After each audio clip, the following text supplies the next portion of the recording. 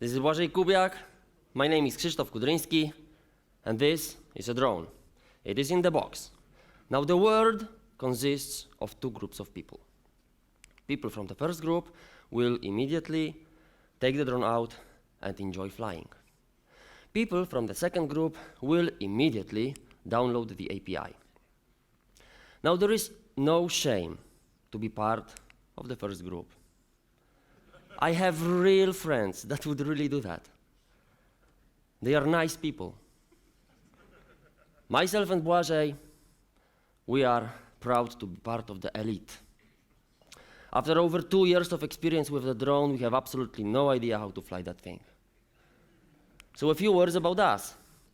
Between 9 and 5 p.m., we have an exciting project in TomTom, whose main goal is to make the cars drive themselves. And our main contribution here is to turn laser point cloud, cameras, and other sensors into a 3D representation of road, very precise and available at global scale for self-driving cars. After work, we spend our time with our families. Błażej with Błażej's, myself with mine. And when normal people start to think about going to sleep, we dive into the world of future technologies. And we have very similar interests: computer vision, robotics, virtual reality, and artificial intelligence. After midnight, Błażej walks to sleep, and I sleep to walk. This project was born from passion. We did it instead of meeting friends and instead of sleeping. In this project, the drone will learn to fly. And it will learn to fly based on what it sees. And it will see the world using a camera. So a starting point of our project is a calibration chessboard. You can make a lot of photos of a nice structure like that, and because it's a nice, well-structured, you can use simple algorithms to find the model of distortions in this camera and correct it. In fact, calibration chessboard is a starting point of almost every project in computer vision. Then you try to learn with detecting the chessboard in the scene and then tracking the chessboard in that scene. So these are the hello words of computer vision. But if you are here to see a hello world application, you might be a little bit disappointed, because we cannot disagree that detecting and tracking chessboard have great practical applications, very useful in real life, ranging from detecting freaks still playing chess on the chessboard up to detecting of people walking on the street with chessboard.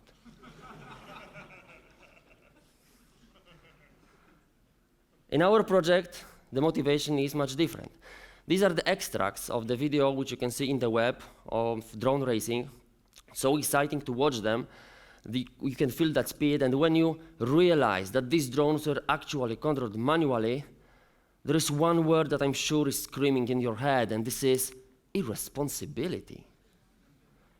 Let's analyze one case. So this is a frame seen by a drone during some race, and you need to make decision where to go. It's very simple. You need to turn left, and you still have a lot of time to make that decision.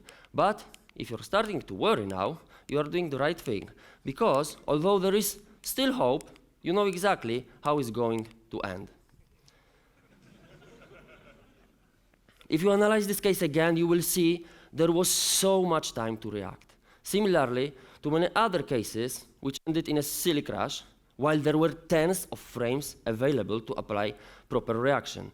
Tens of frames which were just begging for salvation. Together with Błażej, we decided to put an end to that. As a user, you should only click the place where you would like to go, and it is the machine that will calculate the proper control to fly there. And today, we will try to think about all the steps that need to be considered if you want if you want your machine to do that stuff. And instead of the ruins like this or forests, we will be testing our solution in our modern TomTom office, which was built and opened this year. But if you look at it closely and at the right perspective, you cannot miss the similarity. We are sure that this office was built and meant to be our training ground. So let's think about our solution. And for initial inspiration, let us all analyze this simple case again. We all have to agree that we humans are amazing. Everyone here, immediately and without any effort, is able to spot a safe place where to go and track that place. Everyone here, immediately and without any effort, is able to intuitively plan your actions. Everyone here, immediately and without any effort, is able to understand the environment, spot the incoming collisions, and act accordingly. That's already amazing. But what is even more amazing, that at the exact same moment, with the exact same brain, we humans are able to plan our next meal or perform deep considerations about life. And although general intelligence like that is still beyond the reach of science, so tomorrow we will not talk about it, but we will analyze what we humans do to make these reactions and try to code the machine to do that. So these three tasks in their natural order define the plan of development of our autonomous drone and also the plan for today's presentation. So let's start with some basics. You can start with whatever equipment you want, as long as you can control it from your own software. Our system was based on Parrot, our drone 2, with which you can communicate over Wi-Fi, and there's plenty of open source from the web which you can download. We used open source Java framework called Yadron. For no particular reason, we just used it and we got used to it. From thousands of lines of code of Yadron, we use, in fact, just one, the move command, where you specify the tilt angle, which will accelerate the drone, and ascension speed and rotation speed. And these parameters will be derived from the photo, from the camera only. And for that, it was convenient for us to use C++ FFmpeg and some Python libraries with support of OpenCV and NumPy to analyze this image. And then the control center to orchestrate all that was written in Java. And this is a nice first step that you can make of a system. Of course, this will evolve because our ideas will evolve and there will be new requirements. But generally, this is something you can think as a start of the project. So with such backbone, let's start with the logic. So our first level of autonomy is tracking. And because we are fans of human brain and how it works in real-life situation, let us think how we humans perform tracking. A nice real-life example would be when we go to the club full of people and we find something catchy, something that captures our eyes, for example, a hat. But for a start, imagine something more familiar. Imagine, but you must imagine this really hard. Imagine that in this particular photo, instead of a hat, we have a chessboard. This does not happen very often, but if it was the case, we could use our predefined chessboard tracking algorithm to make our task possible. Unfortunately, sometimes you have to track something else. And you cannot know what it is until you see it. So this is exact moment where this region gains some description. It might be the distribution of colors inside, it might be the shape of the hat itself, or you might be tracking the flow of pixels around the hat. And all of these methods, all of these approaches can easily be implemented on a machine, and in fact, you don't need to do it yourself because you have OpenCV, a library available in C++, Python with wrappers in Java. And we used min-shift, which in simplification establishes distribution of colors inside a specified region and then calculates shifts and scales so that this distribution stays more or less the same. In CamShift, it is almost the same, but we may apply some rotation. The algorithm applies. And in optical flow, we are locally measuring the motion of pixels in time, using some nice mathematical tricks involving first-order Taylor expansion. But generally, you don't need to know the maths behind, and I will not go into details. Just, sometimes it's very useful to know, and it's really cool because you can boast about it on the parties. Optical flow, in fact, was the best out of this in our case. So let's analyze our example in action. What you can see here is our development user interface. It displays what the camera sees, but it also shows some automatic actions which we apply. So the left and right arrow shows how the drone needs to change to avoid obstacles. Bottom arrow shows how we need to change the height for that. In this particular example, it will be stay 0 because we are not at the higher level of automation, only tracking at the moment. So let's focus on the red circle in the middle. This is what will be tracked, but now it is in the center. But when we start the video, we will click on the table near the whiteboard, and we will track that. So we will see this, and the arrow on the top is the rotation that needs to be applied, the drone needs to apply in order to focus itself on what it is tracking. So let's start. This will be first manual motion of drone, and you see the tracking of optical flow is working, so we can focus on that, and you see a strong desire of drone to rotate in order to focus on the drone.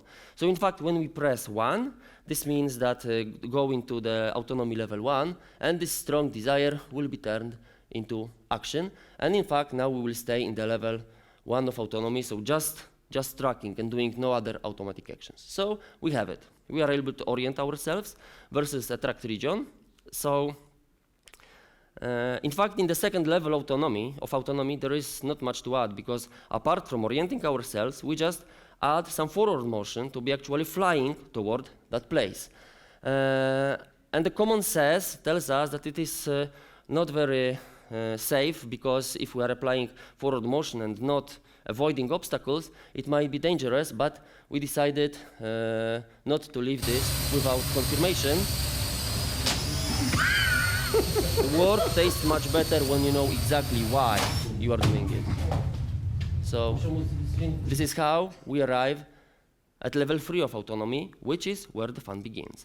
Because what we need to do, we need to avoid obstacles using only a 2D image while this is in space. So this is in general case quite difficult. So what we want to ask ourselves again is how we humans do it. How do we understand space around us?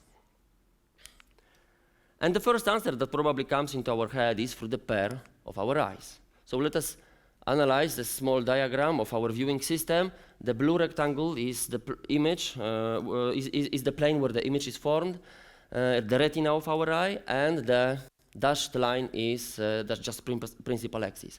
And a single pixel in this image tells a very limited information about what we see in the world. In fact, to be more precise, it tells on which ray the object lies, but we don't know how far it is until we have another eye, which is quite common.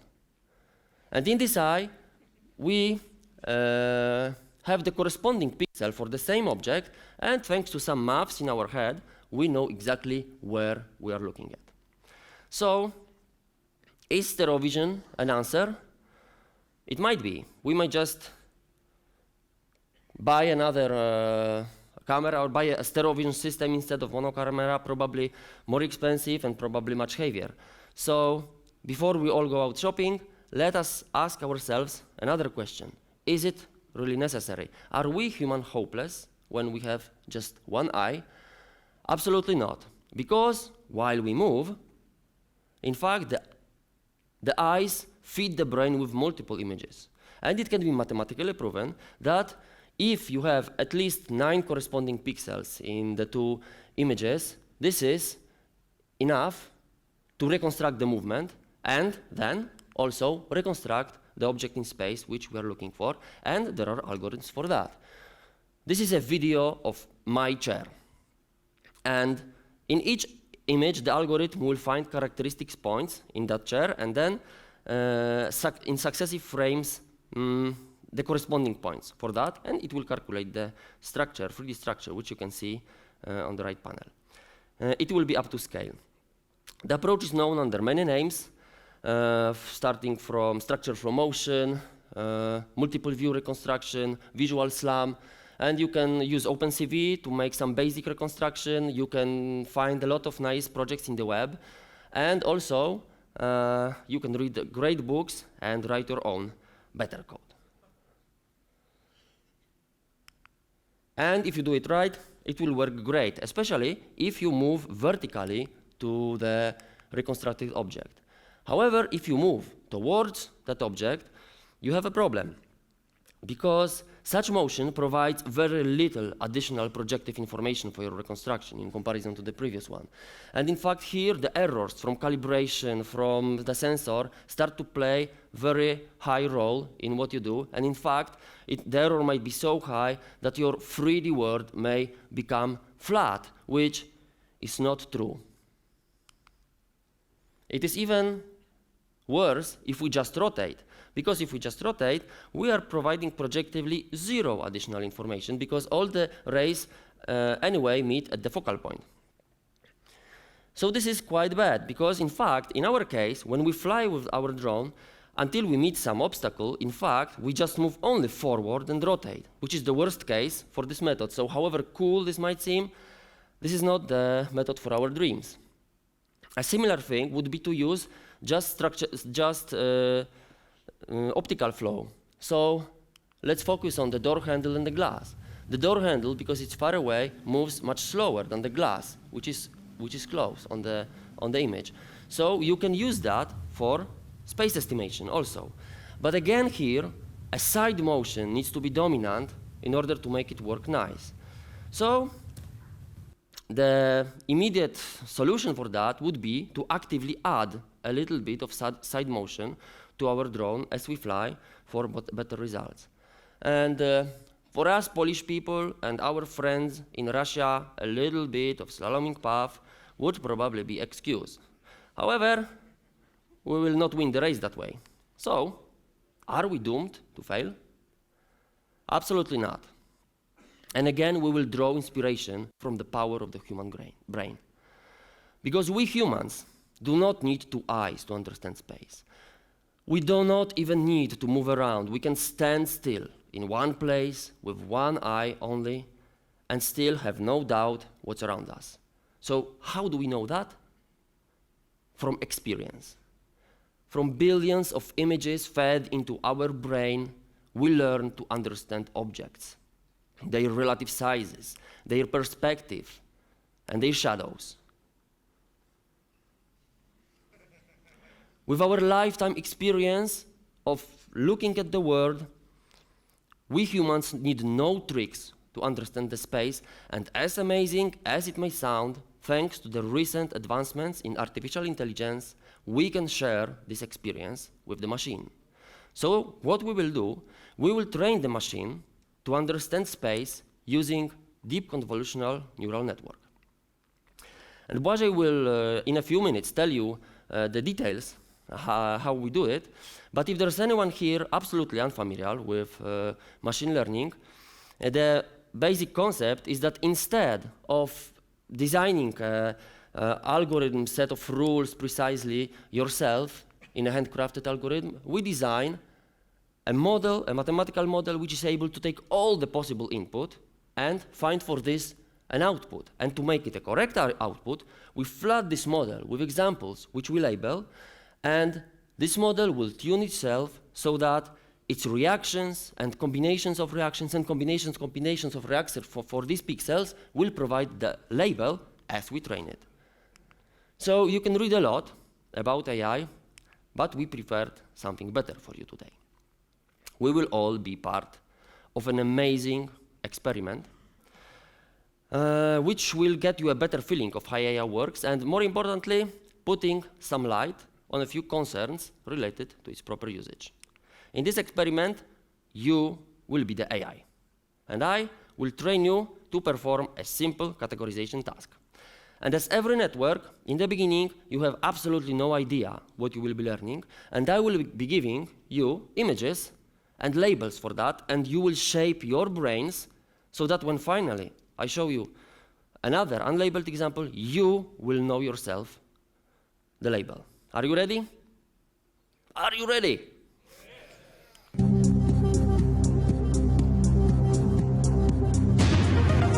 Image number 1, label. Image number 2, label. Image number 3, label. Image number 4, label. Training time is over. Now it's time for a test. Okay, the possible answers are yes and no. So, please raise your hands who votes for yes. Okay, please raise your hands who votes for no. Okay, the results are 5,035 for yes and 1 for no.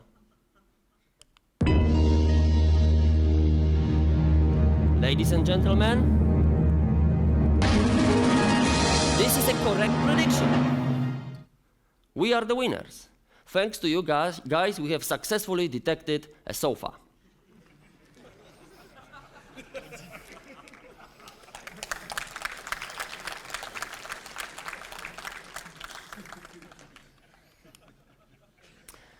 There is, however, something disturbing.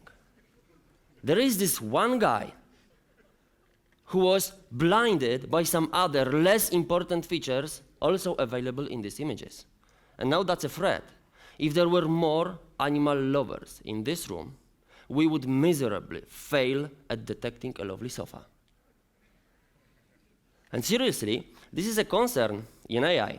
Preparing a good, precisely shaped, unambiguous, and representative training set is an art, especially if the artificial network is really artificial, so it has no pre-built general intelligence to raise the problem to the higher order of abstraction, which we humans do.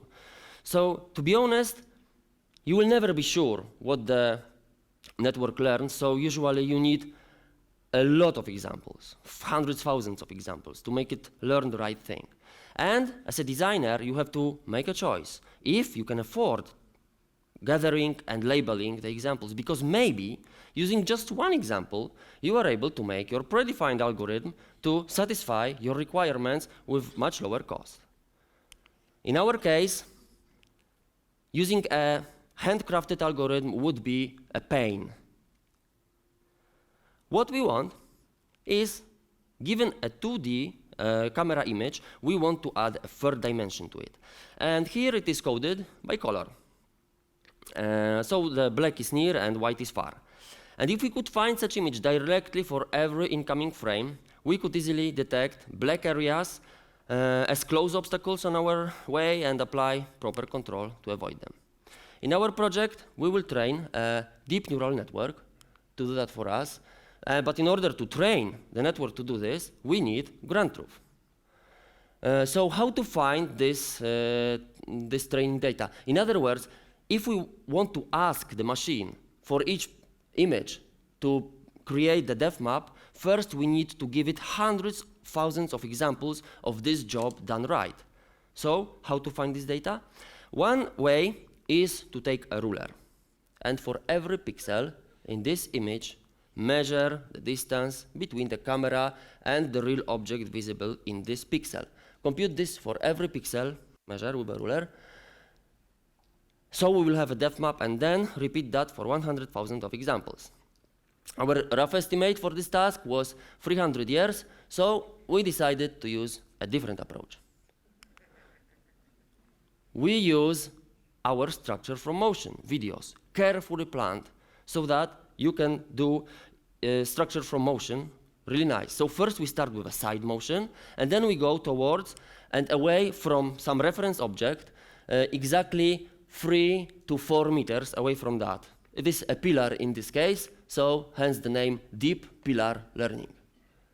So you can see that we have almost the depth map. The problem is that it has only relative scale. And it is floating because of the problems which I told you about. So what we do, we make a histogram in time of the pixels, the pixel depths, and we find where is the pillar, and we apply normalization between 0 and 4 meters because we know it, and apply this normalization back to our depth maps, and we have a perfect training set. We are in love with our own solution. But you have to know that there are two ways that to arrive at this result much quicker. Because first, you may use internet to download already trained ground truth by someone else.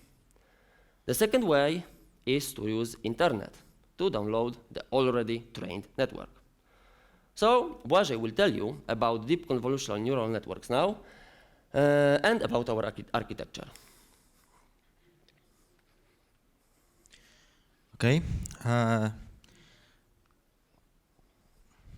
So it's great pleasure to make great things from scratch.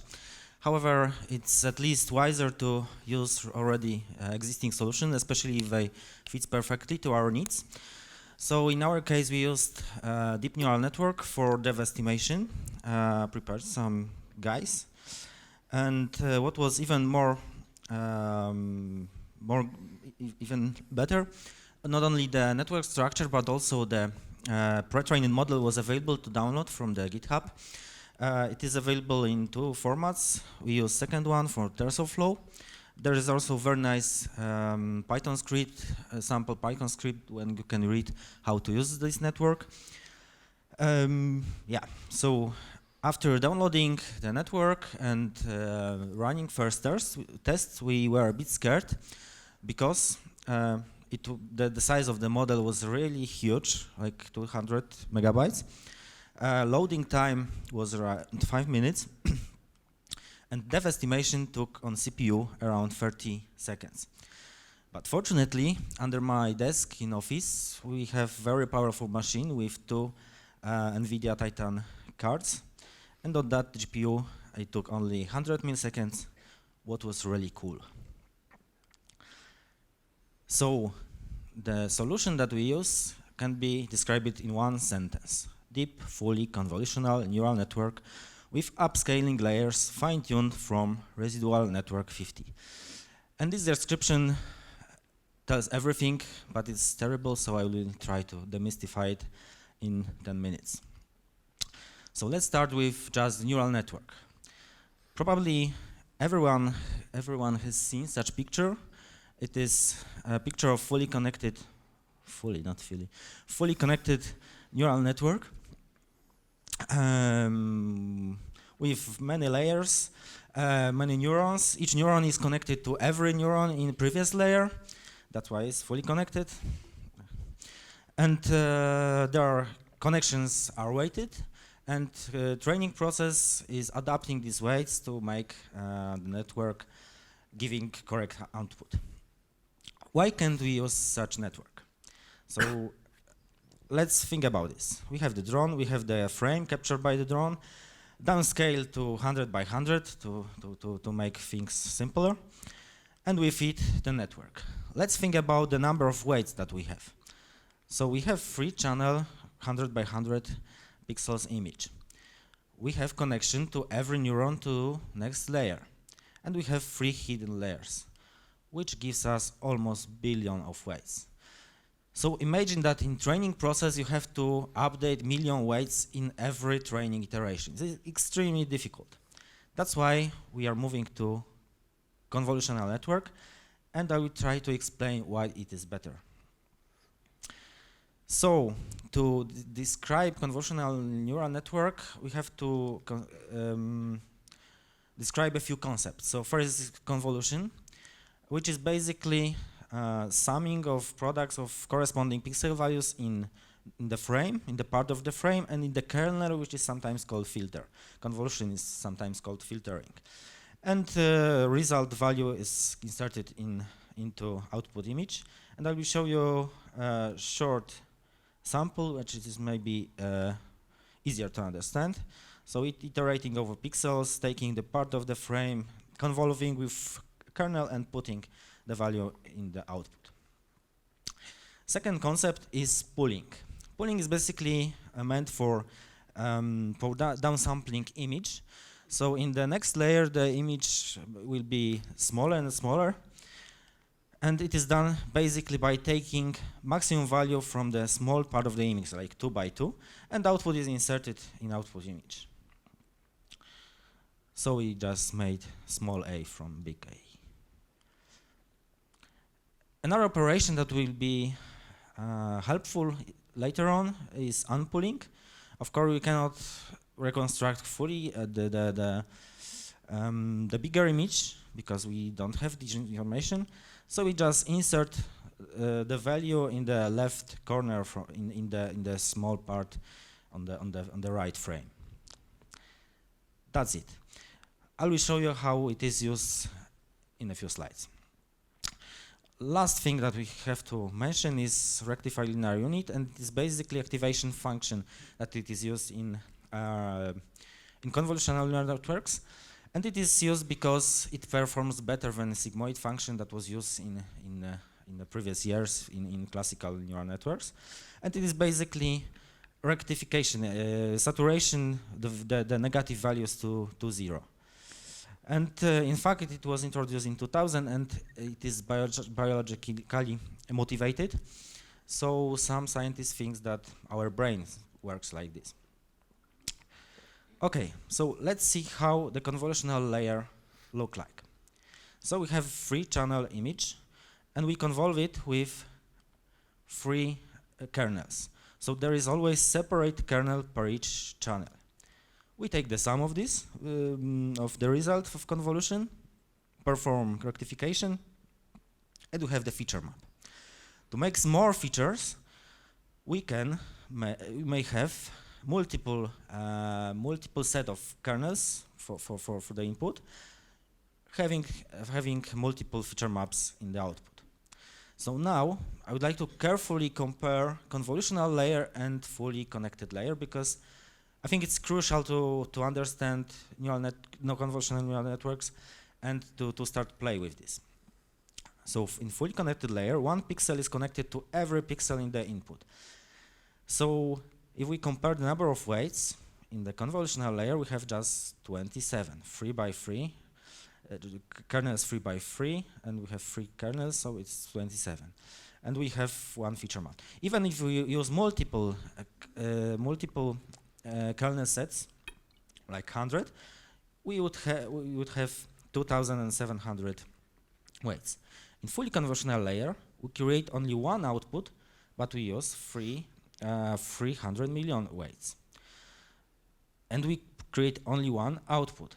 So the difference between these 2 layers is that in first case, with very small number of weights, we are creating features, we are generating features, and in second one, we just aggregating existing features in 1 output. That's the difference.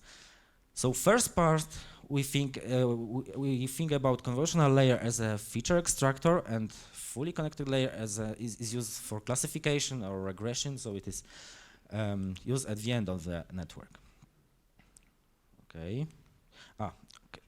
So last important thing here is that fully connected layer is not doesn't care about the structure in the image. So if every pixel depends on every pixel in input image, we may think that, or our network may think that classification of rubbish bin may depend on the appearance of the flower here, which is stupid. On the other hand, in convolutional layer, we are creating features in very small context, which makes sense. In next layer, it may be a bit bigger context, and even bigger, but it is still local.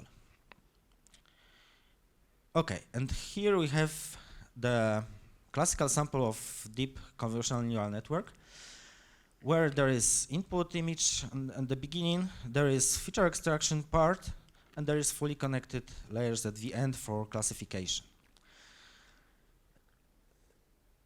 Last years, it is quite popular to remove these fully connected layers at all, and exchange it with another convolutions, another pooling. So, so the network consists of convolutional layers and pooling layers interleaved.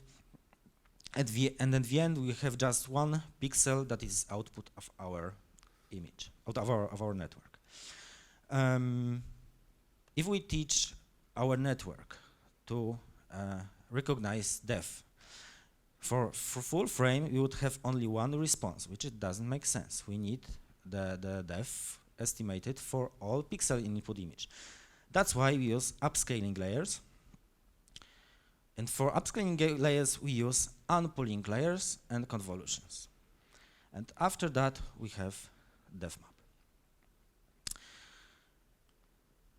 The last thing is that important that teaching training networks from scratch is quite difficult and quite time-consuming, taking days.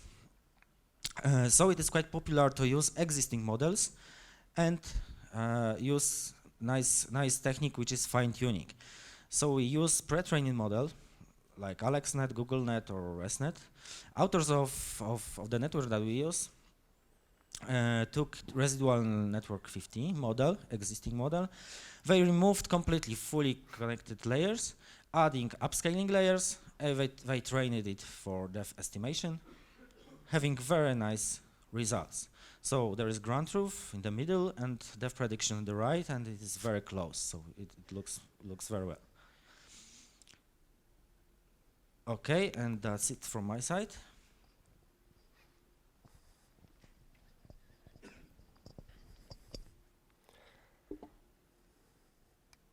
Okay, so let's come back for a while to our initial system design, which is already a bit complicated with the components for convenience written in different languages. And now when we add our deep neural network prediction that Błażej talked about, it becomes even worse, because not only do we face porting everything to a Linux machine with CUDA support, but also we cannot every time just call Python scripts independently from our Java application, because every time you would need to load the 200 megabyte model, which will be stupid. It is obviously solvable, and there are people capable to manage all the possible pieces and make them work together as a perfect unity. But for those who cannot, the world brings microservices. For those of you not laughing, this was a joke. These are probably not even microservices, obviously, but breaking our design into client-server components made our life easier. Now the headquarters is our Python application, which asks the video service for the image, and then with this image it requests to the CUDA service to give the depth.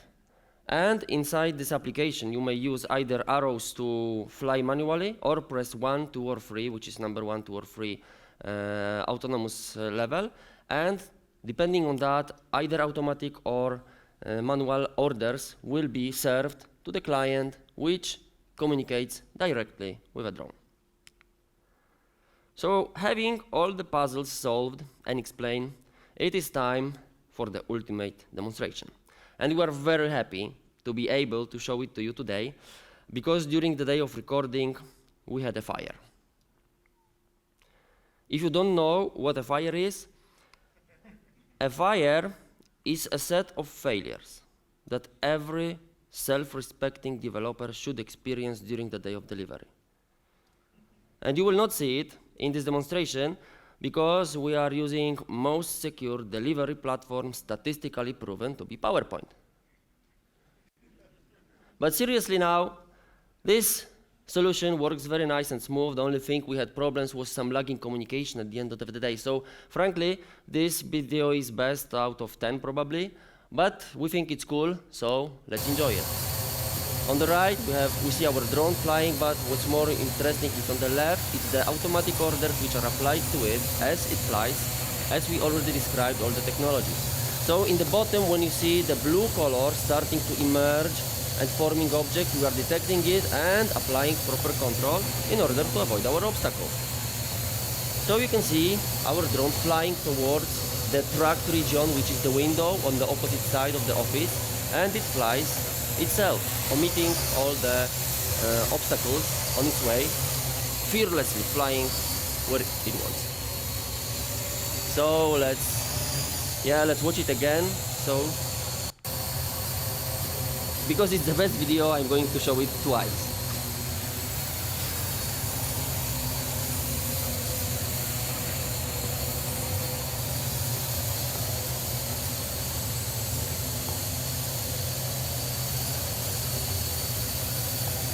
So, according to the task which was defined in the beginning, we have a full system where a user only shows where they want to fly, and it is a machine that tracks that place, applies proper control, and using its self-experience learned, it avoids collision.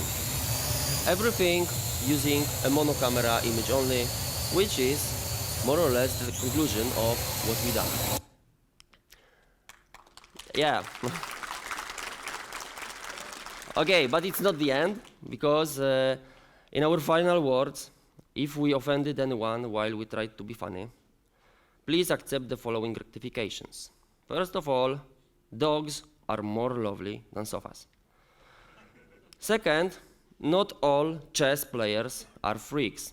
When you take your old, good, traditional chessboard, chess can still actually be a nice game. And finally, irresponsibility. Irresponsibility is fun.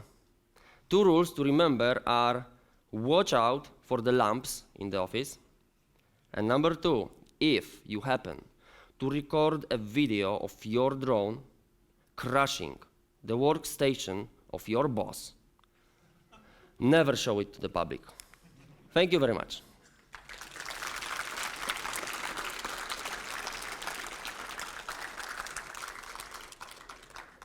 If there are any questions, we are here now, we will be here later, and you can contact us, as you can see. We'll be very happy and glad to answer whatever question, now or later.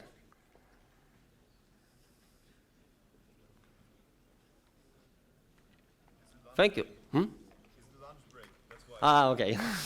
Enjoy lunch.